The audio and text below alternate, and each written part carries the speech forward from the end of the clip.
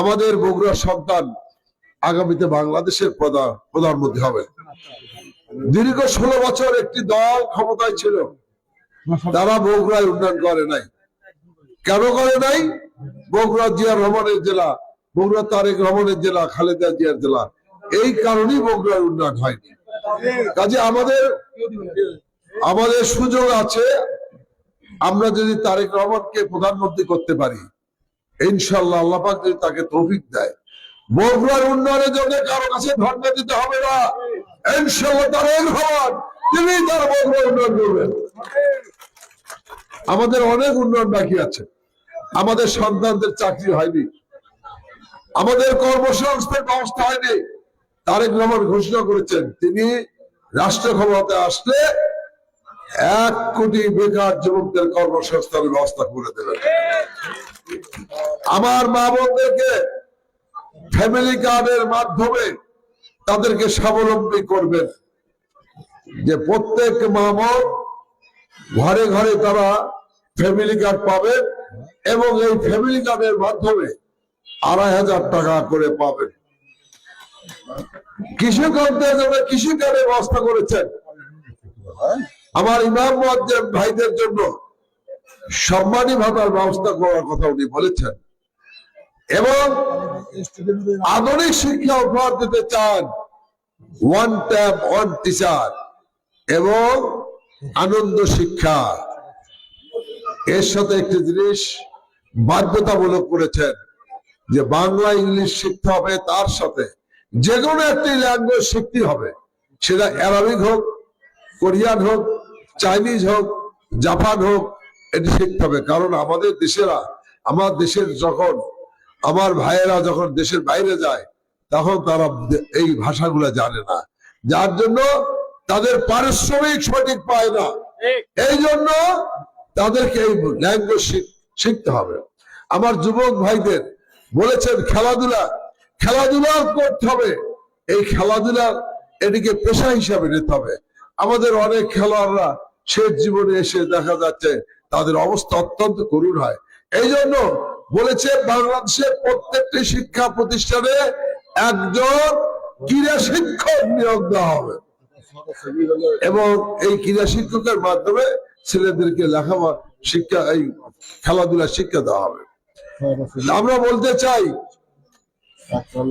আমরা যত যাই কিছু বলি না কেন, সবকিছুর মূলে একটি শেষ কথা, আমাদের বগুড়ার সন্তান তারেক রহমান তিনি যদি বাংলাদেশের প্রধানমন্ত্রী হতে পারেন, এটা বগুড়াবাসীর গর্ব না, বগুড়াবাসীর অহংকার যে আমাদের সন্তান বাংলাদেশের প্রধানমন্ত্রী।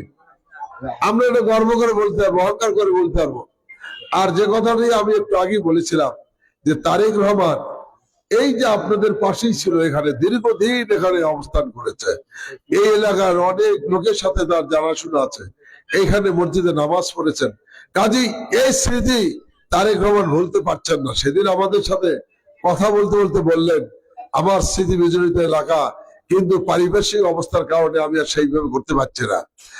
তার ইচ্ছা হয় এই রাস্তাঘাট দিয়ে ঘুরে বেড়ান, তার ইচ্ছা হয় এই এলাকার মানুষজনের সাথে ঘুরে বেড়ান, কিন্তু যেহেতু একটি অবস্থার মধ্যে আছেন, এখন সেটি পারছেন না। তা আমরা আল্লাহ পাকের কাছে প্রার্থনা করি, আল্লাহ পাক তাকে সম্মানিত করুক, বাংলাদেশের রাষ্ট্র পরিচালনার দায়িত্ব প্রদান করুক। শহীদ রাষ্ট্রপতি জিয়া রহমান এবং তার মা বেগম খালেদা যে সম্মান নিয়ে এই পৃথিবীতে চলে গেছে, তিনি তা দেখেছেন। আমরা বিশ্বাস করি তার পিতা এবং মাতার সেই কর্মকে ধারণ করেই ইনশাআল্লাহ দেশের মানুষের উনি ভাগ্যের উন্নয়নে পরিবর্তনে কাজ করবেন, এদেশের মানুষের কল্যাণে কাজ করবেন, এদেশের গণতন্ত্রের জন্য কাজ করবেন এবং আজকে নারী সমাজকে আমাদের এগিয়ে নিয়ে যেতে হবে। কারণ বাংলাদেশের অর্ধেক নারী, এই অর্ধেক নারীকে বঞ্চিত রেখে বাংলাদেশের উন্নয়ন সম্ভব নয়। আজকে যারা আপনার ইসলামের নামে আজকে যারা ধর্মকে ব্যবহার করছে, ধর্মের ব্যবসা করছেন, আজকে তাদের বিরুদ্ধে হুঁশিয়ার থাকতে হবে। কারণ তারা আজকে বলছে দাঁড়িপাল্লায় ভোট দিলে ভেস্ত পাওয়া যাবে। নাউজুবিল্লাহ। ভেস্তের মালিক একমাত্র মহান রব্বুল আলামিন। কাজী মহান রব্বুল আলামিন ছাড়া এই ভেস্ত দেওয়ার অধিকার কারো নাই। আছে? তাহলে আপনি যদি বিশ্বাস করেন করে দাঁড়িপাল্লায় ভোট দেন, আপনার ঈমান শেষ। আপনি ভেস্ত না, আপনাকে দোজখে যেতে হবে। কারণ আপনি তো ঈমানকে নষ্ট করলেন। ঈমানকে নষ্ট করে দাঁড়িপাল্লায় ভোট দিলেন, যে দাঁড়িপাল্লায় ভোট দিলে ভেস্তে যাবো। আপনি ইবাদত বন্দেগী নাই, আপনার নামাজ রোজা নাই, আপনি সৎ পথে চলছেন না, আপনি সঠিক কাজ করছেন না, আপনি এক দাঁড়িপাল্লায় দিলে ভোট দিলে ভেস্তে যাবেন। এই যে আজকে মানুষকে ধোঁকা দিচ্ছে, প্রতারণা করছে, এদের থেকে সাবধান থাকতে হবে। আবার বলছেন তারা সৎ লোকের শাসন চায়।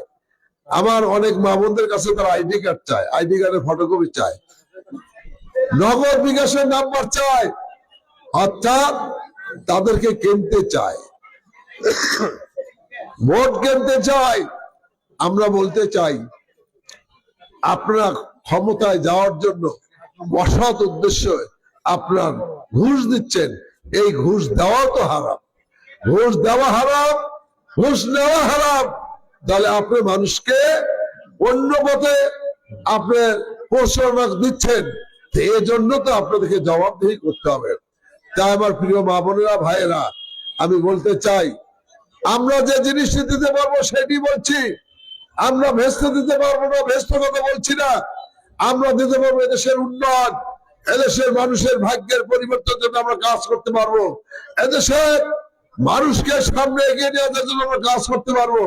এই প্রতিশ্রুতি গুলো আমরা দিচ্ছি। কাজে আপনারা আমাদের সাথে ঐক্যবদ্ধ হবেন। বিশেষ করে বগুড়াবাসীর একটাই মার্কা, সেটা হলো ধানের শীষ। বগুড়াবাসীর একটাই উন্নয়নের মার্কা, সেটা ধানের শীষ। বগুড়াবাসীর ভাগ্যের পরিবর্তনের মার্কা ধানের শীষ।